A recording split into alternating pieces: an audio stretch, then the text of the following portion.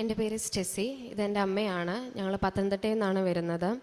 എനിക്കിന്നിവിടെ സാക്ഷ്യം പറയാൻ അവസരം തന്ന എൻ്റെ ദിവികാരുണ്യ ഈശോയ്ക്കും അമ്മ മാതാവിനും ഒരുപാട് നന്ദി.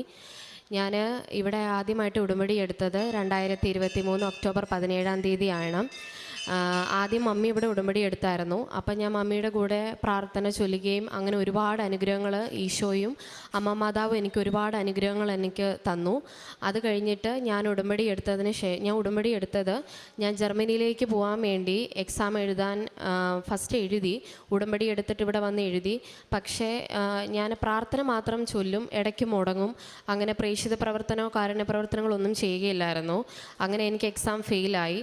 രണ്ടാമത് മമ്മി എന്നോട് പറഞ്ഞു, നീ ചിലപ്പോൾ കാരുണ്യ പ്രവർത്തനങ്ങളും ഉടമ്പടി പ്രകാരം ജീവിക്കാത്തത് കൊണ്ടായിരിക്കുമെന്ന് പറഞ്ഞു. അങ്ങനെ ഞാൻ ഉടമ്പടി പ്രകാരം ജീവിച്ചു. ഞാൻ ഹോസ്പിറ്റലുകളിൽ ഫുഡ് കൊടുക്കുകയും വഴിയോരത്തുള്ളവർക്ക് ഭക്ഷണം കൊടുക്കുകയും ഡ്രസ്സ് വാങ്ങിക്കൊടുക്കുകയും അങ്ങനെ ഒരുപാട് കാര്യങ്ങൾ ചെയ്തു. അതിനുശേഷം ഞാൻ രണ്ടാമത് വന്ന് ഇവിടെ ഉടമ്പടി എടുത്തു. ഉടമ്പടി എടുക്കുന്നതിന് മുമ്പ് ഞാൻ എക്സാമിന് ഡേറ്റ് എടുക്കാൻ വേണ്ടി ട്രൈ ചെയ്തു. ഡേറ്റ് ഒരു സ്ഥലത്തും എനിക്ക് കിട്ടിയില്ല. അങ്ങനെ ഒരുപാട് നിരാശയായി. വീട്ടിൽ നിന്ന് ഒരുപാട് പ്രഷറുണ്ടായി എനിക്ക്. അങ്ങനെ ഞാനിവിടെ വന്ന് രണ്ടാമത് ഉടമ്പടി ഇതിനെടുത്തതിന് ശേഷം എനിക്ക് എക്സാമിന് ഡേറ്റ് കിട്ടി. ഇവിടുന്ന് ഉടമ്പടി എടുത്തതിന് ശേഷം 5-ാമത്തെ ദിവസം എനിക്ക് എക്സാമിന് ഞാൻ ആഗ്രഹിച്ച സെൻറ്ററിൽ എനിക്ക് ഡേറ്റ് കിട്ടി.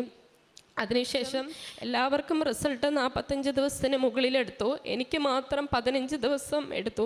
അങ്ങനെ എനിക്ക് എൻ്റെ എക്സാം റിസൾട്ട് വന്നു. ദിവ്യകാരുണ്യ ഈശോയും അമ്മ മാതാവും എൻ്റെ കൂടെ ഇരുന്ന് സ്പീക്കിംഗ് ഒന്നും ഞാൻ കിട്ടില്ല എന്ന് വിചാരിച്ചതാണ്. പക്ഷേ സ്പീക്കിംഗ് പറഞ്ഞപ്പോൾ ഒരുപാട് തെറ്റി. അപ്പം ഞാൻ എക്സാമിന് എഴുതുന്ന സമയത്തും സ്പീക്കിംഗ് ചെയ്യുന്ന സമയത്തും ദിവ്യകാരുണ്യ ഈശോയും അമ്മ മാതാവും എൻ്റെ 2 സൈഡിൽ നിൽക്കുന്നതായിട്ട് ഞാൻ കണ്ടു. അങ്ങനെ എക്സാം എഴുതി ഞാൻ പുറത്ത് വന്നപ്പോൾ മമ്മിയോട് ഞാൻ പറഞ്ഞു, കിട്ടില്ല, എക്സാം എൻ്റെ കഴിവ് കൊണ്ട് ഒരിക്കലും കിട്ടില്ല, പക്ഷെ എൻ്റെ ഈശോയും അമ്മ മാതാവും എൻ്റെ കൂടെ ഉണ്ടായിരുന്നു, അതുകൊണ്ട് എനിക്ക് എക്സാം പാസ്സാവുമെന്ന് ഞാൻ ഉറപ്പിച്ച് പറഞ്ഞു. അങ്ങനെ എൻ്റെ റിസൾട്ട് വന്നു. എൻ്റെ കൂടെ എഴുതിയ പിള്ളേർക്ക് ആർക്കും കിട്ടിയില്ല, എനിക്ക് മാത്രം 4 മുടിയോളം എന്നെ പാസ്സാക്കി. അതിനുശേഷം ഞാൻ വിസയ്ക്ക് കൊടുത്തു. ആ സമയത്ത് വിസ റിജക്ഷൻ ഒരുപാടുണ്ടായിരുന്നു. ഞാൻ വിസ റിജക്ഷൻ കൂടെയുള്ള പിള്ളേർക്കെല്ലാം വിസ വന്ന സമയത്ത് എല്ലാവർക്കും റിജക്റ്റായെന്ന് പറഞ്ഞു. മെയിൽ ഓരോരുത്തർക്കും വന്നു. എനിക്ക് മെയിൽ വരാൻ ഒരുപാട് ലേറ്റായി. അത് കഴിഞ്ഞ് ഞാൻ ഒരു ദിവസം ഇവിടെ വന്ന് പ്രാർത്ഥിച്ചു. അതിന് പോയി 3-4 ദിവസം കഴിഞ്ഞപ്പോൾ എനിക്ക് വിസ വന്നു. എനിക്ക് വിസ കിട്ടി. ഞാൻ ഈ ഓഗസ്റ്റ് 1 ജർമ്മനിയിലേക്ക് പോവാണ്. ഞാൻ ആഗ്രഹിച്ച സ്ഥലത്ത് ആഗ്രഹിച്ച ഹോസ്പിറ്റലിൽ എനിക്ക് ഇൻ്റർവ്യൂ പാസ്സായി. അതും ഒരുപാട് തടസ്സമുണ്ടായിരുന്നു. ഈശോയും അമ്മ മാതാവും എനിക്ക് ഒരുപാട് കാര്യങ്ങൾ ചെയ്തു തന്നിട്ടുണ്ട്. ഉടമ്പടി പ്രകാരം ജീവിച്ചത് കൊണ്ട് എനിക്ക് വിശ്വാസം ഒരുപാട് വർദ്ധിച്ചു. ഓരോ ഫ്രണ്ട്സിനോടും കാര്യങ്ങളോടെല്ലാം ഞാൻ കൃപാസനത്തിനെ കുറിച്ച് പറയാം, അമ്മ മാതാവിനെ കുറിച്ച് പറയുകയും ചെയ്തിട്ടുണ്ടായിരുന്നു. ഒരുപാട് ഇവിടെ വന്ന് ഉടമ്പടി എടുക്കുകയും ചെയ്തു.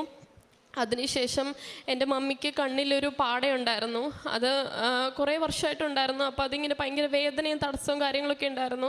രണ്ടാമത് ഉടമ്പടി എടുത്തതിന് ശേഷം അമ്മ മാതാവ് ഒരുപാട് ഞാൻ മമ്മിക്ക് തൈലം പരട്ടി കൊടുക്കുകയും തേൻ ഒഴിച്ചു കൊടുക്കുകയും ചെയ്തു. അങ്ങനെ കണ്ണിലെ പാടയെല്ലാം റിമൂവായി. സർജറി വേണ്ട സ്ഥാനത്ത് ഈശോയും ദിവ്യകാരുണ്യ ഈശോയും അമ്മ മാതാവും അത് സൗഖ്യപ്പെടുത്തി കൊടുത്തു. അങ്ങനെ ചെറുതും വലുതുമായ ഒരുപാട് കാര്യങ്ങൾ ഞങ്ങളുടെ കുടുംബത്തും എൻ്റെ വീട്ടിലും എൻ്റെ അയൽവാസികൾക്ക് ഒരുപാട് എൻ്റെ ഈശോയും അമ്മ മാതാവ് ഒരുപാട് അനുഗ്രഹങ്ങൾ തന്നു.